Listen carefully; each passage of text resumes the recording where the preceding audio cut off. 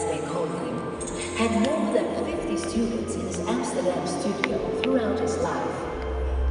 But Rembrandt's works had inspired generations to choose the path of fine arts and follow the horizon.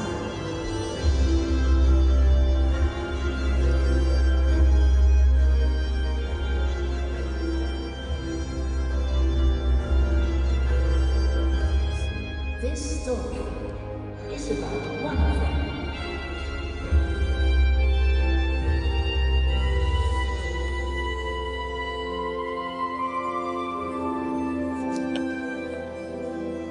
Although the two artists had never met in person, they actually meet here, in Amsterdam, where once they both attended Sunday services. In this very church, the Noorderkerk.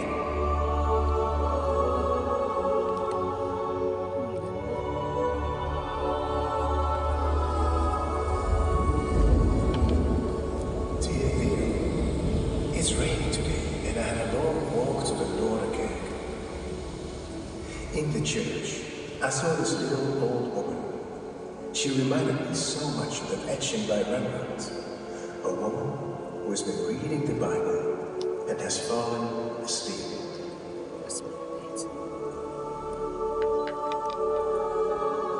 The voice that you have just heard is Vincent van Gogh's true voice. The one living in the letters sent to his brother Theo, his sisters, and artist friends.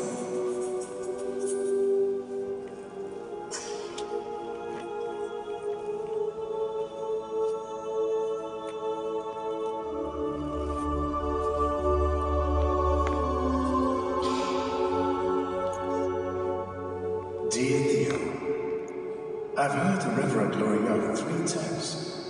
You would like him too. He has the feeling of an artist in the true sense of the word, as once Andersen wrote in his poem. Every evening came the moon and whispered in my ear, telling of the quiet night and what its light lay on from its watchpost in the sky. It who knows centuries, through ages did it roll, casting high above the flooded crest of foam, on the floating arc, a soft silver glow, just as it now lights my lonely window.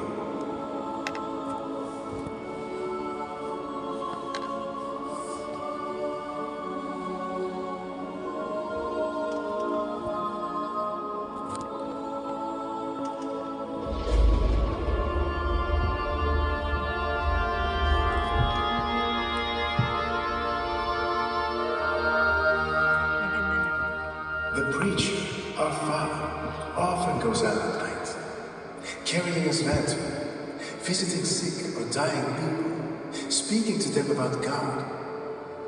Father's word is also a light in the night of suffering.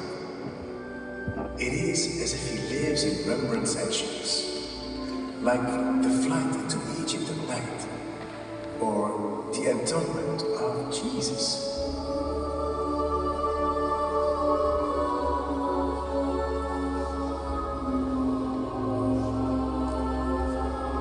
Studying Latin and Greek, it's difficult, but all the same I feel very happy about it. The Latin words written below the etching by Rembrandt stick in my mind. They mean, in the middle of the night, the light diffuses its strength. I make sure that the small gas light goes on burning the whole night, and I lie, staring, thinking about my plan for work the following day. How to go about that study as well as possible.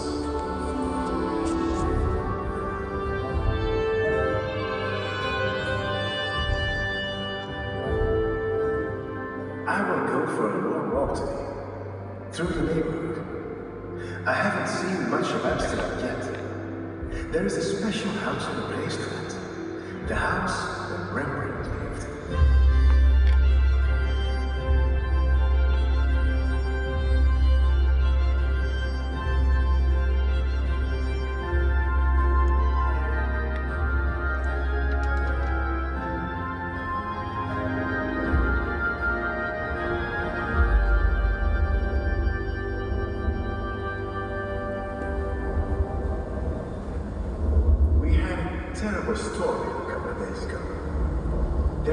place nearby where I can see in the distance a large part of the Borinage. The chimneys, mountains of coal, small houses, small black figures moving about like ants. Usually it's foggy, or else there's this strange effect of light and shadows of the clouds, reminding me of the paintings by Rembrandt.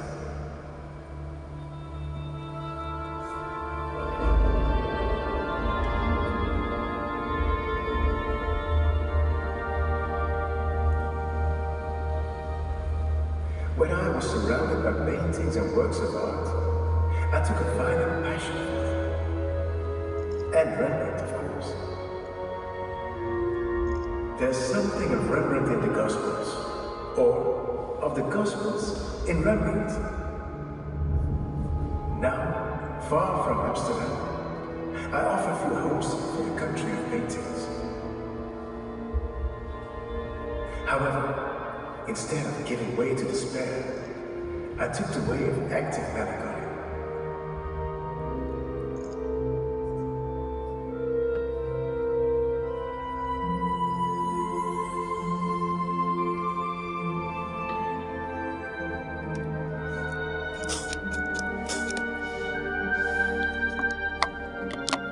Dear brother, if you ask me, what is your ultimate goal in life?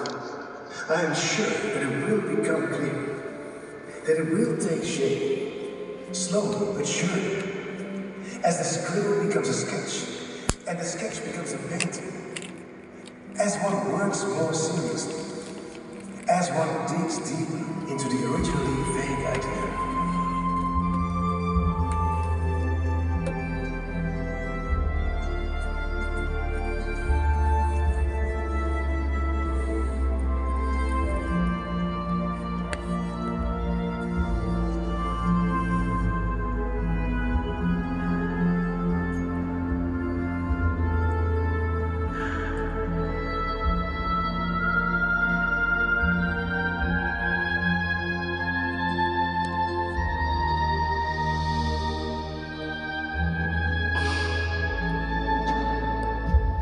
There are 3 windows in my studio. They provide far too much light. Compare a modern window with one from Rembrandt's time. In those days, everyone had a sort of need for a curious, dimmed light. It doesn't seem to exist anymore. You'll see now that I can cover over 1 or 2 windows completely, and thus have one general light that will make the effect of my paintings much stronger.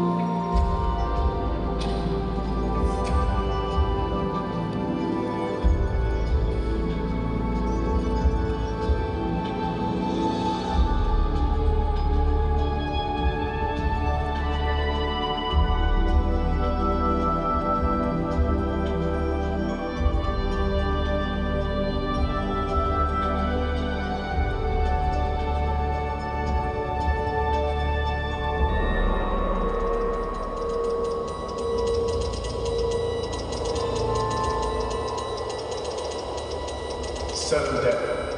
Comfort. Vincent. Our Father. Fatal stroke. Come, but it is over.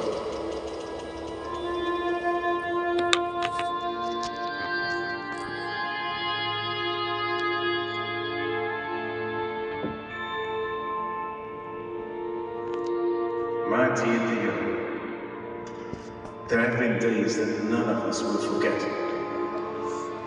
Life isn't long for anyone, and the question is just, to do something with it.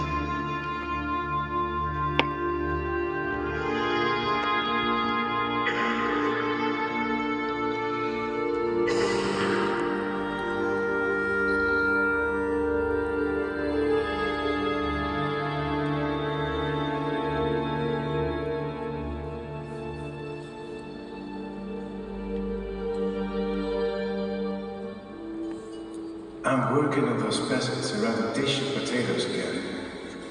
I've gone out to visit them. And back at home, I continued painting by lamplight. Dear brother, I wanted to tell you that I'm still hard at work on the potato videos.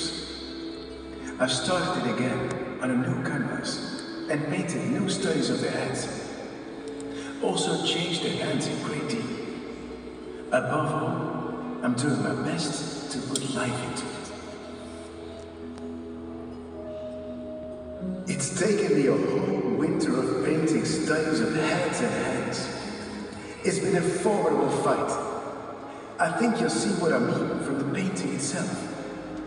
I've sent a lithograph copy to Anton as well.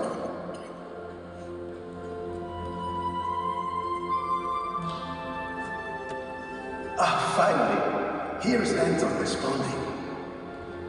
My dear Vincent, you'll agree with me that your painting can't be taken seriously. You can do better than this. Fortunately. So why do you observe and treat everything so superficially? Why not study the movements? How they're posing. And that coquettish little hand of that woman in the back. How untrue.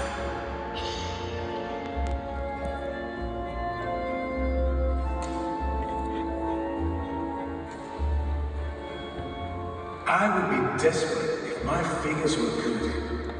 I don't want them academically correct. My great desire is to learn to make such inaccuracies, such variations, reworkings, alterations of the reality, that it might become very well lies, if you will, but truer than the literal truth. Oh, I need to see paintings. I'm going to the Rijksmuseum in Amsterdam.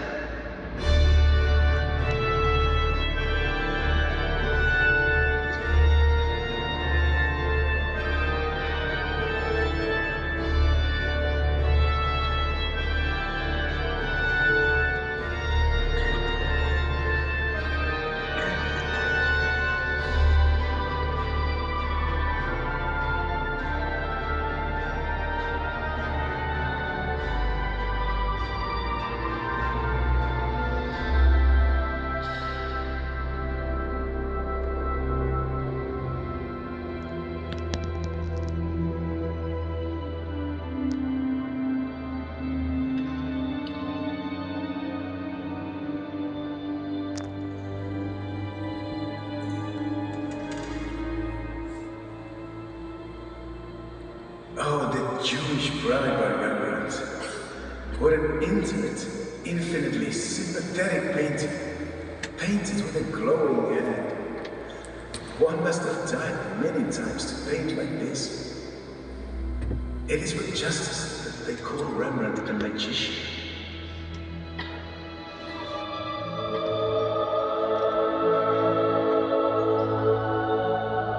Would you believe that I would give 10 years of my life if I could only stay here for 14 days, looking at this painting with nothing more than a crust of dry bread and spoon?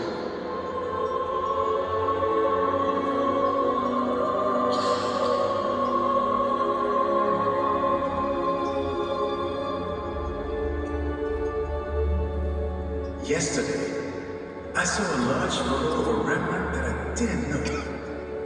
It struck me amazingly. It was the head of a woman. The light fell on the breast, neck, chin, and the tip of the nose. Forehead and eyes in the shadow of a large head with feathers, probably red. She has a mysterious smile, like that of Rembrandt himself in his own portrait, where Saskia sits on his knee and he has a glass of wine in his hand. My thoughts are full of Rembrandt at the moment. Not because I see many paintings by him, but because I see so many types among the people here who remind me of that time.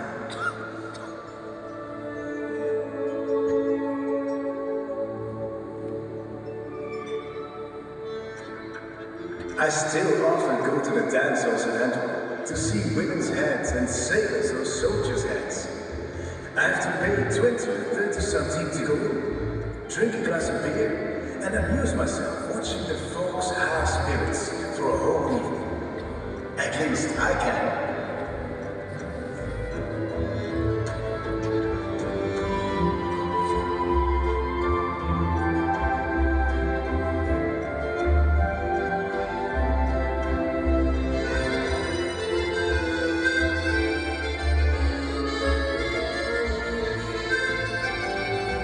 My dear sister, when Vincent arrived here 2 years ago, I would never have thought that we could become so close.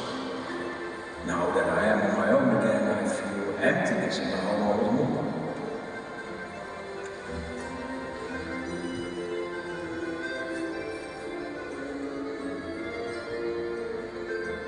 It is not easy to fill the place of a man like Vincent. His knowledge is vast. He has a very clear view of the world.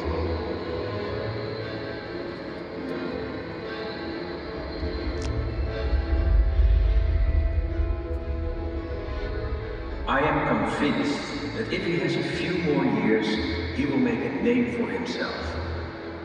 Through him, I got to know a number of painters that value him highly. He is one of the pioneers of the new ideas. Or rather, he is trying to revive ideas that have been falsified in routine everyday life and have lost their luster. And he has such a good heart too, and is forever trying to do things for others. All the worse for those who do not want to know or understand him.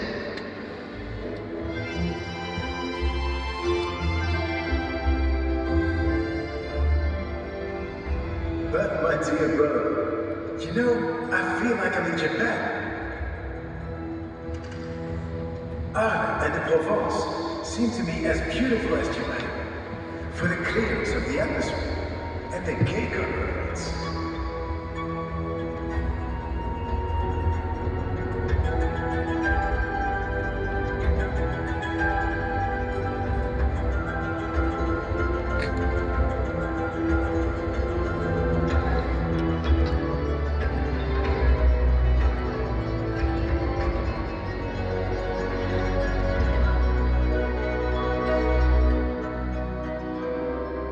Here is a sketch of the latest canvas I'm working on. Another solo.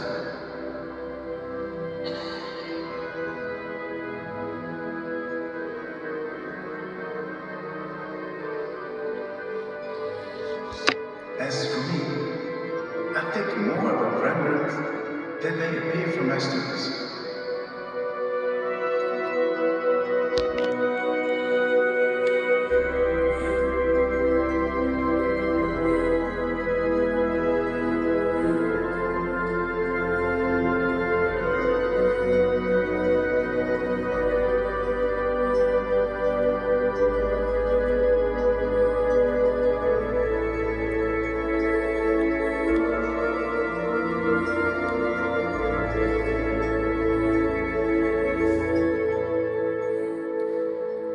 Dear Theo, there is no hurry at all, but I do have my own definite ideas.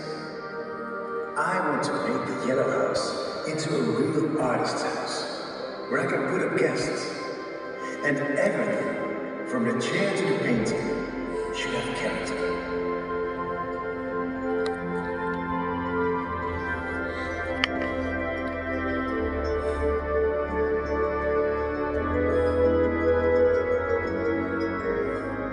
The room where you'll stay then, or which we go gas if he comes, will have a decoration of large yellow sunflowers on its white walls. And then you will see these large pictures of bunches of 12 or even 14 sunflowers, filling the tiny room, along with a pretty bed, and everything else, all very elegant.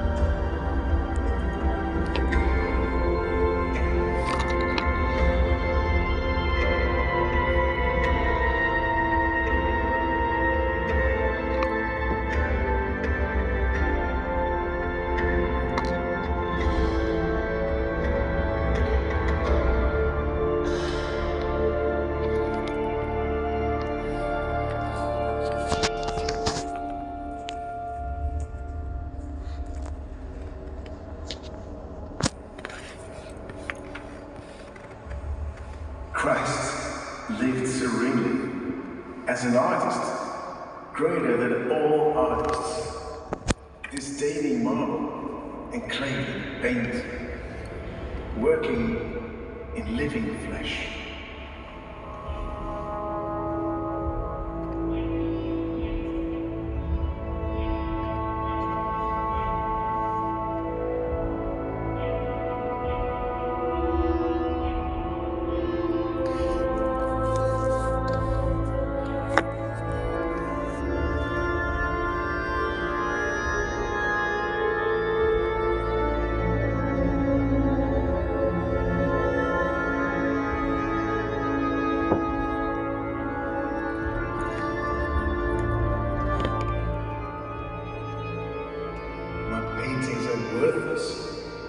They cost me an extraordinary amount. It's true. Perhaps I'm even paying in blood and brain.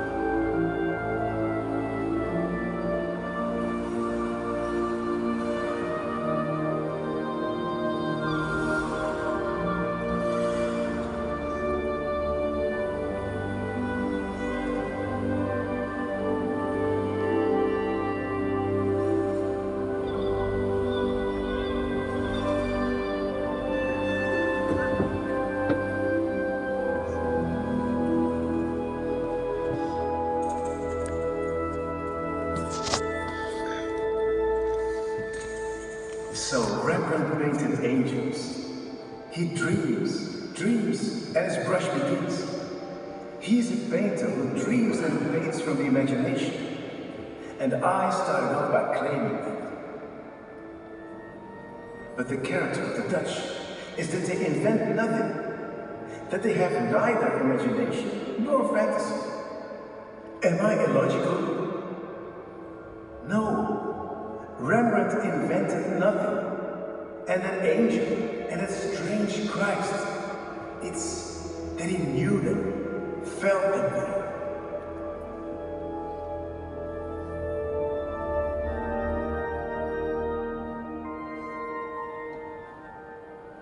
Dear Theo, I can assure you, it interests me enormously to make copies. It will ensure that I don't lose sight of the human figure.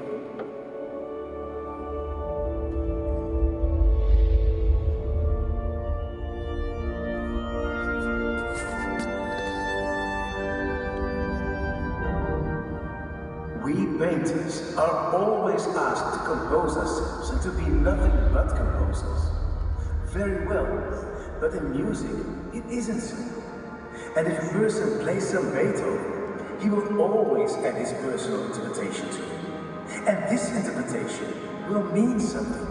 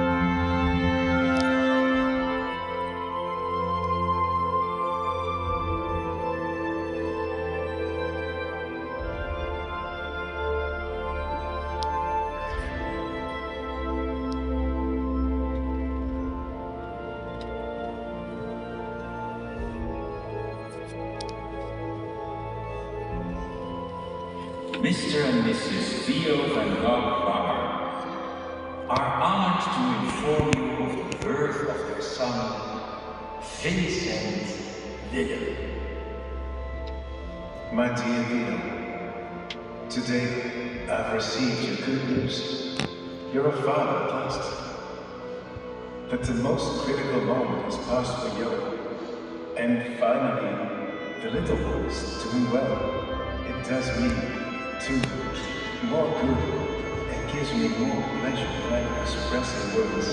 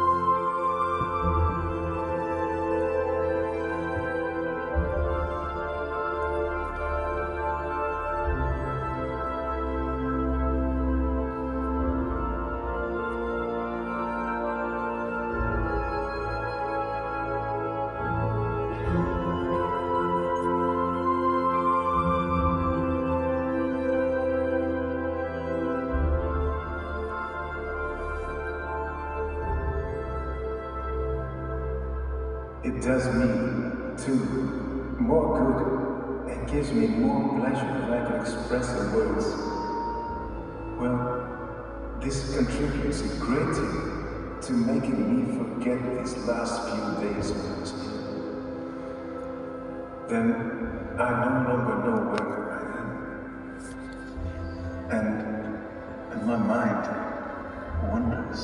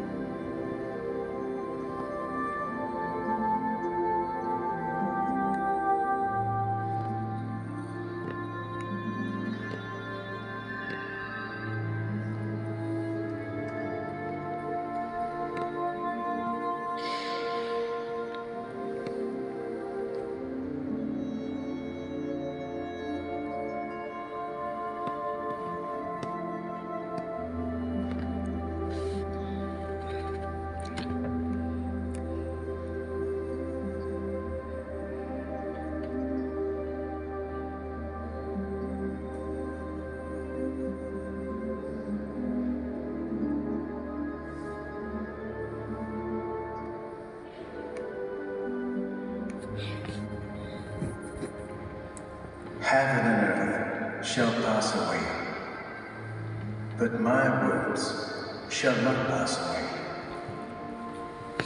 Those spoken words, the great Lord didn't even bother to write them down. They are the highest sum accomplished by art. With them, art becomes a pure, creative power.